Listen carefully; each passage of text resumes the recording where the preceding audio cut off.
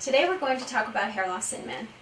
This is something which can affect up to 40 to 50% of the population, and it tends to run in families. It's caused by genetics, not necessarily any sort of underlying lab value. What's happening is an ongoing miniaturization of the hair follicle. So whereas hair in its natural state is a nice thick terminal follicle, it gets replaced by thinner, finer versions of itself.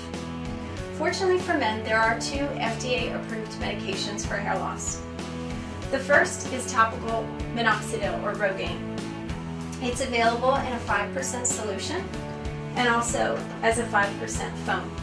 The advantage of the foam is that it's a little bit less greasy, and they've also removed a preservative called propylene glycol, which can cause a contact allergy for some people. The second FDA-approved medication for hair loss in men is Propecia, or Finasteride 1 milligram. This medication has been available since 1997, and it can be taken orally once per day.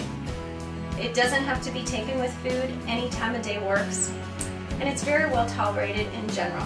There's no drug interactions, there's no allergies that have been reported, and for the most part, there's no lab monitoring required as long as you have a healthy liver.